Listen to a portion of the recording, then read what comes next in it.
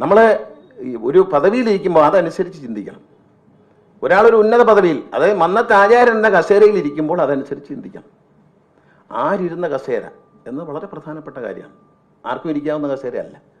ആർക്കും ഇരിക്കാവുന്ന തോന്നിയിട്ടുണ്ട്, ഇപ്പം തോന്നുന്നുണ്ട് നമുക്ക്. ഏത് കനകസിംഹാസനത്തിൽ ഏത് ശുനകനും കയറി ഇരിക്കാം എന്ന് നമുക്ക് തോന്നുന്ന തരത്തിൽ പെരുമാറരുത്. കാരണം കനകസിംഹാസനമാണ് എന്നുള്ള ഓർമ്മയെങ്കിലും വേണം. ശുനകനാണെന്നുള്ള ഓർമ്മയില്ലെങ്കിലും കനകസിംഹാസനമാണ് എന്നുള്ള ഓർമ്മ എല്ലാവർക്കും നല്ലതാണ്. എല്ലാ മനുഷ്യരും നല്ലതാണ്. ഞാനായാലും നിങ്ങളായാലും എല്ലാവർക്കും അത് നല്ല. ഇരിക്കുന്നത് കനകസിംഹാസനത്തിലാണ്. അപ്പോൾ നിങ്ങൾ 43 പേർക്ക് ഒരു വീട്ടിൽ ജോലി കൊടുത്തു. അത് ഒരു IT പാർക്ക് തുടങ്ങുന്നതിന് വരെ ചായക്കട ഉണങ്ങിക്കൊള്ളാൻ പറയുക. തിരുവനന്തപുരത്തെ പ്രമുഖ നായർ നേതാക്കന്മാരൊക്കെ ഇപ്പം ചായക്കട നടത്തുക, ഹോട്ടലിൽ നടത്തുക. മസാല ദോശയ്ക്ക് ഈയിടത്ത് ഒരു നേതാവ് പറഞ്ഞത് 5000 രൂപയാണ് ഗ്യാസിന് ഒരു ദിവസം കൂടിയിരിക്കുന്നത്. എങ്ങനെ പിടിച്ചു നിൽക്കും? തുടങ്ങിയ ആൾ മിണ്ടുന്നില്ല, കേട്ടോണ്ട് ഉണ്ടായിരിക്കുക. പിടിച്ചു നിൽക്കാൻ പറ്റാതെ മറ്റേ ആൾ കയ്യിൽ നിന്ന് പോക്കറ്റിൽ നിന്ന് പൈസ എടുത്ത് കൊടുത്തോണ്ടിരിക്കുക. ഏതാ ഈ 5000 നടത്തിക്കൊണ്ട് പോയില്ലെങ്കിൽ നാളെ ഡയറക്ടർ ബോർഡ് സ്ഥാനത്തുനിന്നും പ്രസിഡന്റ് സ്ഥാനത്തുനിന്നും വൈസ് പ്രസിഡന്റ് സ്ഥാനത്തും എടുത്ത് വിളികളയും. ആരെയും എടുത്ത് ഈ ചായ പാല് വെച്ചിട്ട് കലം ഇങ്ങനെ കൈക്കലേക്ക് അങ്ങനെ വാങ്ങി വെക്കുന്നതൊക്കെ അങ്ങ് വാങ്ങി വെക്കല്ലോ. വല്ല നീതിബോധമുണ്ട്, വല്ല ജനാധിപത്യമുണ്ടോ ഇതിനകത്ത്? ജനാധിപത്യം എന്ന് പറയുന്ന സാധനത്തിനകത്ത് അടുത്തൂടെ പോയിട്ടുണ്ടോ? മന്നത്ത് ആചാര്യൻ ഇത് രൂപീകരിച്ചത്. ഞാനിവിടെ ഒരു കാര്യം പറയാം. ഈ കമ്പനി ആക്ടിനെ പറ്റിയൊക്കെ ഇവിടെ TK നായർ സാർ ഇരിപ്പുണ്ട്. അദ്ദേഹം ഇതിനകത്തൊരു കേസ് കൊടുത്ത ആളാണ്. അത് നിയമപരമായിട്ടില്ല. ഞാൻ അറിയാൻ കഴിഞ്ഞത് 89 തവണ കണ്ട് കേസ് മാറ്റി വെച്ചെന്നാ. നമുക്ക് 89 പ്രാവശ്യം ഒരു കേസ് കോടതിയിൽ മാറ്റി വെപ്പിക്കുക. എന്നിട്ട് പറഞ്ഞ NSS വലിയ നേട്ടം കൈവരിച്ചു. NSSനെതിരെ ദുഷ്ടന്മാർ കേസ് കൊടുക്കുന്നു. ഇത് NSSനെതിരെയല്ല, ഈ യോഗം NSSനെതിരെയാണ്. അല്ല, ഇവിടെ ഇരിക്കുന്ന നമ്മൾ ആരെങ്കിലും, ഞാൻ കരയോഗത്തിൽ അംഗമാണ്, ഞാൻ NSS പ്രതിനിധിസഭാ അംഗമാണ്, തിരഞ്ഞെടുക്കപ്പെട്ട അംഗമാണ്, അല്ല ഓടലക്കി വന്നതാണല്ല. ഞാൻ NSS താലൂക്ക് യൂണിയൻ പ്രസിഡന്റ് ആയത് ഇലക്ഷനിലൂടെയാണ്. എൻ്റെ അച്ഛൻ മരിച്ചതിന് ശേഷം എന്നെ താലൂക്ക് യൂണിയൻ പ്രസിഡന്റ് ആകുമ്പോൾ എനിക്കെതിരെ ഇലക്ഷൻ ഉണ്ട്. എൻ്റെ താലൂക്കിൽ എനിക്കെതിരെ മത്സരിച്ച ആൾക്ക് ലഭിച്ചത് 6 വോട്ടാണ്. അതിൽ 4 വോട്ട് എൻ്റെ അച്ഛൻ്റെ ചിങ്കിടിയായി നടക്കുകയും ഇപ്പോൾ അഡ്കോ കമ്മിറ്റി ആയിരിക്കും ചെന്ന അലവലാതീയതാണ്. ഈ 2 വോട്ട് അതിനകത്ത് 6 വോട്ടിൽ സ്ഥാനാർത്ഥി വോട്ട് ചെയ്തില്ല. എനിക്കെതിരെ മത്സരിച്ച സ്ഥാനാർത്ഥി വോട്ട് ചെയ്തില്ല. 6 വോട്ടിനെതിരെ ഞാൻ ഏതാണ്ട് 200-ലധികം വോട്ടുകളുടെ ഭൂരിപക്ഷത്തിൽ ജയിച്ച് NSS താലൂക്ക് യൂണിയൻ പ്രസിഡന്റ് ആളായ എന്നെ ഞാൻ പോലും അറിയാതെ, എനിക്കാണെങ്കിൽ തെരഞ്ഞെടുപ്പിന്റെ തിരക്കിനിടയ്ക്ക് ഡയറക്ടർ ബോർഡിൽ നിന്ന് മാറ്റിയതിന് കാര്യങ്ങളുണ്ട്. ഒരു ചോദ്യം ഞാൻ ചോദിച്ചു, 2 ചോദ്യങ്ങൾ. ഒന്ന്, എതിർക്കുന്നു എന്ന് പറയുന്ന കലാഞ്ഞൂർ മധുവിന്റെ സഹോദരൻ ബാലഗോപാലിനെ തോൽപ്പിക്കാൻ രഹസ്യമായും കൂടെ നിന്ന ബാലകൃഷ്ണ പിള്ളയെയും ഗണേഷ് കുമാറിനെയും തോൽപ്പിക്കാൻ പരസ്യമായി നിലപാടെടുക്കുന്നത് ശരിയാണോ എന്ന് ചോദിച്ചു. അപ്പൊ എന്നോട് പറഞ്ഞത് സമദൂര സിദ്ധാന്തമാണെന്ന് പറഞ്ഞു. ഡയറക്ടർ ബോർഡിൽ വെച്ച് തന്നെ ഞാൻ ആ സൈസ് ദൂരം ഞാൻ കേട്ടിട്ടില്ലല്ലോ എന്ന് പറഞ്ഞു. അതൊരു സമദൂര സിദ്ധമായിട്ട് തോന്നിയിട്ടില്ലെന്ന് മുഖത്ത് നോക്കി പറഞ്ഞു. രണ്ടാമത്തെ ഞാൻ ചെയ്ത കുറ്റം എന്ന് പറയുന്നത് 30 വർഷക്കാലം ഈ വൃത്തികേടുകൾക്കെല്ലാം കൂടെ നിന്ന ചങ്ങനാശ്ശേരി താലൂക്ക് യൂണിയൻ പ്രസിഡന്റായിരുന്ന ഹരികുമാർ കോയിക്കലിന്റെ മരണമാണ്. അദ്ദേഹത്തിന്റെ കുടുംബാംഗങ്ങളും ഉണ്ടാകത്തില്ല, ഭാര്യയ്ക്ക് അവിടെ ജോലിയുണ്ട്, അവർ പാവങ്ങളൊന്നും പറയാനൊക്കത്തില്ല. പക്ഷേ ഹരികുമാർ കോയിക്കൽ, നമ്മൾ ലോകത്തെവിടെയും പോയിട്ട്, ഞാൻ ഒരുപാട് മരണങ്ങളിൽ നമ്മളെല്ലാം പങ്കെടുക്കാറുണ്ട്.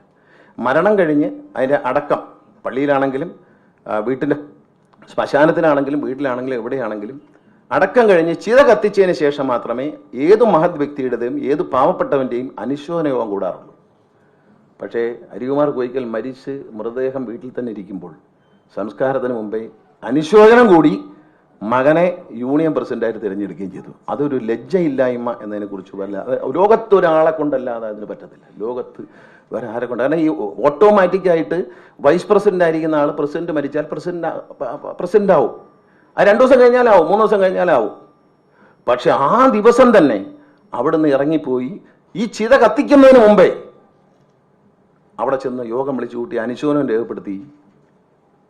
അപ്പൊ ഇത് ഡയറക്ടർ ബോർഡിൽ വന്നപ്പോൾ അനുശോചനം രേഖപ്പെടുത്തി കഴിഞ്ഞ് വീണ്ടും കലഞ്ഞൂർ മധുവിനോട് ചിലർ മിണ്ടി. നാണമില്ല. ഇന്നിപ്പോ ഇവിടെ തിരുവനന്തപുരത്ത് സമരം സംഘടിപ്പിക്കുന്ന ഒരു നേതാവിനെ കുറിച്ചാണ് പറഞ്ഞേ. നാണമില്ലാതെ അവരോടൊക്കെ ഇരുന്ന് സംസാരിച്ചിട്ട് ഇവിടെ ഇരിക്കുന്നേക്കാൾ ഇറങ്ങിപ്പൊയ്ക്കൂടെ, ഇറക്കി വിടുന്നതിന് മുമ്പേ എന്ന് ആജ്ഞാപിക്കുമ്പോ അത് ഞാനല്ല എന്ന് പറഞ്ഞിരിക്കുക. ഇന്ന് ആരാണ്ടൊരു നേതാവിന്റെ നേതൃത്വത്തിൽ ഇവിടെ ജാഥയും കൊണ്ടുവരുമെന്ന് പറഞ്ഞു. ഇന്ന് അല്ലയോ എന്നോട് ബ്രിഗേഡ് പറഞ്ഞാൽ ഇങ്ങനെ വരുമെന്നല്ലയോ? ആ ആള് ഇരിക്കുമ്പോ അടുത്ത കസേര കലഞ്ഞൂർ മധുവിന്റെ അടുത്ത കസേരയിൽ ഇരുന്നത് അയാളാ. ഞാൻ അന്വേഷിച്ചു, എന്തോ ചോദിച്ചു, മിണ്ടിയതിന് പേരിൽ പറഞ്ഞതാണ് കലഞ്ഞൂർ മധുവിനോട് മിണ്ടി. അങ്ങനെയുള്ളവർ ഇവിടെ ഇരിക്കരുത്, നാണമുണ്ടെങ്കിൽ ഇറങ്ങിപ്പോയിക്കോണം, ഇറക്കി വിടുന്നതിന് മുമ്പേ. പക്ഷെ നാണമില്ലാത്തതുകൊണ്ട് അവിടെ തന്നെ പമ്മി. എന്നിട്ട് ഇന്ന് ഇവിടെ ജാഥ നടത്താൻ വന്നിരുന്നെങ്കിൽ പേര് പറഞ്ഞ് ഞാൻ പറഞ്ഞേനെ, വന്നിരുന്നെങ്കിൽ പേര് ഞാൻ വെളിപ്പെടുത്തിയേനെ. അപ്പൊ ഇതൊക്കെ ലജ്ജയില്ലാതെ ചെയ്യുന്ന കാര്യങ്ങളാണ്. ഇത്തിക്കണ്ണിയെ പോലും നമുക്ക് പറിച്ചു കളയാം. ഇതങ്ങനെയല്ല. ഇതിൽ കടന്നു കയറി ഈ മഹാപ്രസ്ഥാനത്തെ നശിപ്പിക്കുകയാണ്. ഞാൻ പറഞ്ഞില്ല, എന്നെ പിരിച്ചുവിട്ടു. എനിക്ക് 200 വോട്ടിലധികം ഭൂരിപക്ഷം നേടി ഞാൻ ജയിച്ചു വന്ന എന്നെ പിരിച്ചുവിട്ടത് ശരിയല്ല എന്ന് പറഞ്ഞു 18 അംഗ കമ്മിറ്റിയിലെ, ഞാൻ നേരത്തെ മാധ്യമപ്രവർത്തകരോട് ചോദിച്ചിട്ടുണ്ട് എന്തിയെന്ന് ചോദിച്ചതിന്റെ സാധനം ഇതാണ് സാധനം. 18 അംഗ കമ്മിറ്റിയിലെ 12 പേർ, ഞാനടക്കം 12 പേർ പറയുന്നു ഞങ്ങൾ ഗണേഷ് കുമാറിന്റെ പിന്തുണ പിൻവലിച്ചിട്ടില്ല, ഞങ്ങളുടെ യാതൊരുവിധ കുഴപ്പവും കമ്മിറ്റിയിലെ കമ്മിറ്റി പുനഃസ്ഥാപിക്കണമെന്ന് ആവശ്യപ്പെട്ടുകൊണ്ട് ജനറൽ സെക്രട്ടറിക്ക് കൊടുത്ത കത്താണിത്. ഇത് കണ്ടില്ല. ഡെമോക്രസിയാണ്, ഡെമോക്രസി. ഈ ഒപ്പിട്ടവരാരും കള്ളാനല്ലേ എഴുതിയേക്കുന്നത്. ഇവരെല്ലാവരും അയച്ച വീഡിയോ ഞാൻ നിങ്ങൾക്ക് തരാം. ഇവർ ഓരോരുത്തരും പറയുന്നുണ്ട് ഞങ്ങൾ ഗണേഷ് കുമാറിന് പിന്തുണ പിൻവലിച്ചിട്ടില്ല, ഞങ്ങളുടെ കമ്മിറ്റി ഭൂരിപക്ഷം നഷ്ടപ്പെട്ടിട്ടില്ല എന്ന് ഓരോരുത്തരും പറയുന്ന ഈ 12 പേരിൽ ഞാനൊഴിച്ച് ബാക്കി 11 പേരും പുരുഷന്മാരും സ്ത്രീകളും പറയുന്ന വീഡിയോ എൻ്റെ കയ്യിലുണ്ട്. ഞാൻ തരാം. കാണണം, ഈ നാട്ടിൽ ജനങ്ങൾ കാണണം. ജനാധിപത്യം, മന്നത്ത് ആചാര്യൻ കൊണ്ടുവന്ന ജനാധിപത്യം. മന്നത്ത് ആചാര്യൻ ഈ ഒരു സമരത്തിൽ ഞാൻ ഒന്നും പറയുന്നില്ല. ഇനി ഒരുപാട് പേര് സംസാരിക്കാനുണ്ട്. ഞാൻ ഒരു സന്ദേശം നിങ്ങളുടെ അടുത്ത് പറയാം. ഈ ധനലക്ഷ്മി ബാങ്കിൽ എന്താണ് നടക്കുന്നത്? ധനലക്ഷ്മി ബാങ്കിൽ നിന്ന് ഈ കുടുംബത്തിലെ 2 പേര് രാജിവെച്ചു. ഏത് കുടുംബത്തിലെ? ഈ ദേവദാരുവിൽ പടർന്നു കയറിയ കുടുംബത്തിലെ. എന്തിന് രാജിവെച്ചു? അതിലൊരാൾ വ്യാജ സർട്ടിഫിക്കറ്റ് കൊടുത്ത് കയറി എന്നാണ് പറയപ്പെടുന്നത്. ധനലക്ഷ്മി ബാങ്കിന്റെ ആരോ പരാതി അയച്ചു. ധനലക്ഷ്മി ബാങ്കിന്റെ നേതൃത്വം ഇത് പിടിച്ചപ്പോൾ എന്നോട് പറഞ്ഞു, ഒരു ദിവസം നിങ്ങൾ ഇത് ഇതിനകത്തൊരു സത്യം ഉണ്ടെന്ന് പറയാൻ കാര്യം എന്നറിയാം. ഇതിനകത്തൊരു കാര്യമുണ്ട്. ഒറ്റ ദിവസം കൊണ്ട് NSSന്റെ സർവ്വ താലൂക്കുകളിൽ കിടന്ന പണം ഒറ്റ ദിവസം കൊണ്ട്, ഞാനിത് പറയാൻ നിങ്ങൾക്ക് പരിശോധിക്കാം, രേഖകൾ പരിശോധിക്കാം. ധനലക്ഷ്മി ബാങ്കിന്റെ ശാഖകളിൽ കിടന്ന കോടിക്കണക്കിന് രൂപ NSSന്റെ താലൂക്ക് യൂണിയനുകളെ കൊണ്ട് പിൻവലിപ്പിച്ച് വേറെ ബാങ്കുകളിൽ, ഏത് ബാങ്കിലും ഇട്ടോളാൻ പറഞ്ഞു. കോപ്പറേറ്റീവ് ബാങ്കുകൾ ഇട്ടിട്ടുണ്ട്. കോപ്പറേറ്റീവ് ബാങ്കുകളിൽ പണം ഇടരുതെന്ന് എന്ന് മന്നത്ത് ആചാര്യൻ NSSന്റെ ബൈലായിൽ പറയുന്നുണ്ട്. കോപ്പറേറ്റീവ് ബാങ്കിൽ പൈസ ഇടാൻ പാടില്ല, അവിടെ ഇട്ടിട്ടുണ്ട്. വലിക്കാൻ ഒറ്റ ദിവസം കൊണ്ട്. ധനലക്ഷ്മി ബാങ്കിന് എന്തിന് ഒറ്റ ദിവസം കൊണ്ട് പണം വലിച്ചു? കോടിക്കണക്കിന് രൂപ. ഓരോ താലൂക്കുകളിൽ നിന്നും 1 കോടി, അര കോടി, 2 കോടി, 3 കോടി വെച്ച് ആ ദിവസം എടുത്തു മാറ്റിയത് എന്തിന്? ഈ ബന്ധുവിന്റെ വ്യാജരേഖ കണ്ടുപിടിച്ചു. അപ്പോൾ ഈ ബന്ധുവും ഭാര്യയും 2 പേരും രാജിവെച്ചു. അതിനകത്ത് സൂചിപ്പിച്ചിട്ടുണ്ട് ഈ പുസ്തകത്തിൽ. രാജിവെച്ചു. പക്ഷെ അതിനുശേഷം എന്ത് ചെയ്തു? രാജിയൊന്നും പ്രശ്നമല്ല. അതിലൊരാൾ സ്ത്രീയെ കുറെ ആയുർവേദ ആശുപത്രികളുടെ ചുമതല ഏൽപ്പിച്ചു. 43 പേർക്ക് ജോലി കൊടുത്തത് നമുക്ക് ക്ഷമിക്കാം. പോട്ട്, അത്യാഗ്രഹം, ഒരു വീട്ടിലെ ആളുടെ അത്യാഗ്രഹമാണെന്ന് വിചാരിക്കാം. ഏറ്റവും വലിയ അഴിമതിയാണ് സ്വജനപക്ഷപാതം. ആ സ്വജനപക്ഷപാതം ഇന്ന് നമ്മുടെ രാജ്യത്തെ മാധ്യമങ്ങളും ജനങ്ങളും എതിർക്കുന്ന ഒരു പൊതുസ്ഥാപനത്തിലെ സ്വജനപക്ഷം. കുടുംബത്തിൽ സ്വന്തം വീടോ സ്വന്തം പള്ളിക്കൂടോ ഒക്കെ ആണെങ്കിൽ ആരെ വേണം നിയമിച്ചു, കുഴപ്പമൊന്നുമില്ല, അളിയനെ അമ്മാച്ചനെ നിയമിച്ചു. പക്ഷേ ഈ പൊതുസ്ഥാപനത്തിൽ മന്നത്ത് ആചാര്യനെ പോലും മഹാൻ നാട് മുഴുവൻ അലഞ്ഞു തിരിഞ്ഞു നടന്ന് ബസ് കിട്ടാത്തടത്ത് നടന്നുപോയി.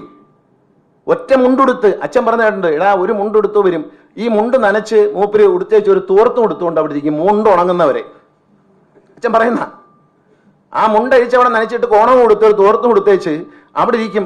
ഈ മുണ്ട് ഉണങ്ങിയ ശേഷം ആ മുണ്ട് ഉടുത്തോണ്ടാ പിന്നെ അടുത്ത യാത്ര. കാരണം പൊതിയും കെട്ടുമൊന്നുമില്ല കയ്യിൽ. കിട്ടുന്നതെല്ലാം കൂടി പൈസ, എന്താ 10 ചക്കയാണെങ്കിൽ അത് അവിടെ വെച്ച് ലേലം ചെയ്ത് കിട്ടുന്ന കാശ് മുണ്ടിൽ ഇങ്ങനെ തിരികെ വെച്ചുകൊണ്ട് നടന്നു. ഉപയോഗിച്ച പേഴ്സും കണ്ണാടിയും അതിൽ കിടന്ന ചില്ലറ പൈസയും വരെ ഈ സമുദായത്തിന് സംഭാവന നൽകി പിരിഞ്ഞുപോയ മഹാനായ അദ്ദേഹത്തിന്റെ കൊച്ചുമക്കൾ 2 പേരും ഇവിടെ ഇരിപ്പുണ്ട്. അവർക്ക് അവിടെ കയറാൻ പറ്റത്തില്ല. അവരുടെ മുത്തച്ഛൻ ഉറങ്ങുന്ന മന്നം സമാധിയിൽ കയറാൻ പറ്റില്ല. ഈ പുസ്തകത്തിന്റെ പ്രകാശനോടൊപ്പം ഞാൻ ലോകത്ത് മുഴുവനുള്ള നായർ സമുദായക്കാരോട് ഞാൻ അഭ്യർത്ഥന, ഇത് NSSനെതിരെയുള്ള സമരമല്ല, ഇത് നായരുടെ ഒരു അവകാശമാണ്. നായരുടെ കാണപ്പെട്ട ദൈവമായ മന്നത്ത് ആചാര്യനെ ബന്ധനത്തിൽ നിന്ന് മോചിപ്പിക്കാൻ നമ്മൾ ഒരുങ്ങണം. അതിനുള്ള സമരം ഇവിടെ ആരംഭിക്കണമെന്നാണ് എനിക്ക് പറയാനുള്ളത്. ബന്ധനത്തിൽ നിന്ന്, അദ്ദേഹം ബന്ധനത്തിലാണ്.